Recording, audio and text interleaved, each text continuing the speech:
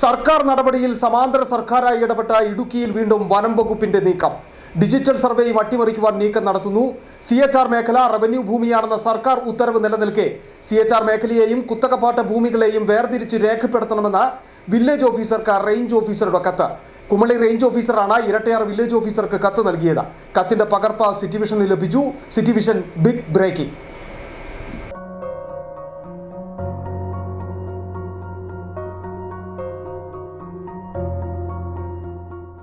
ഇടുക്കി ജില്ലയിലെ മലയോര മേഖലയിൽ വനവ്യാപ്തി വർദ്ധിപ്പിക്കുന്നതിന് ഗൂഢനീക്കം നടത്തുന്ന വനം വകുപ്പ് സർക്കാരിനെ പോലും വെല്ലുവിളിച്ച് സമാന്തര സർക്കാരായി ഇടുക്കിയിൽ പ്രവർത്തിക്കുന്നു എന്നതിന്റെ മറ്റൊരു ഉദാഹരണമാണ് ഡിജിറ്റൽ സർവേ അട്ടിമറിക്കുവാനുള്ള നീക്കവുമായി വനം വകുപ്പ് എത്തിയിരിക്കുന്നത്.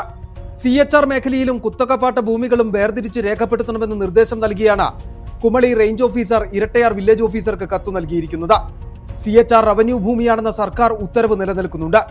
അതേസമയം പരിസ്ഥിതി സംഘടനയെ കൂട്ടുപിടിച്ച കോടതിയിൽ പോലും തെറ്റിദ്ധരിപ്പിച്ച 15,720 ഏക്കർ മാത്രമുള്ള CHR മേഖല 2,15,721 ഏക്കറാണെന്ന് വരുത്തി തീർക്കാൻ വേണ്ടിയുള്ള നീക്കം നടത്തുന്ന വനംവകുപ്പാണ് ഇപ്പോൾ ഡിജിറ്റൽ സർവേ നടക്കുന്ന സമയത്ത് ഇടപെടൽ നടത്തി മലയോര മേഖല വനമാക്കി മാറ്റാൻ നീക്കം നടത്തുന്നത്.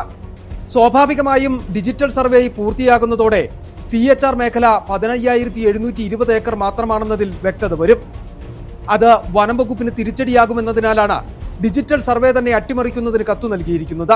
കോട്ടയം ഡിവിഷണൽ ഫോറസ്റ്ററുടെ നിർദ്ദേശപ്രകാരമാണ് ഇത്തരമൊരു കത്ത് നൽകിയിരിക്കുന്നതെന്നാണ് കുമളി റേഞ്ച് ഓഫീസർ വ്യക്തമാക്കുന്നത്.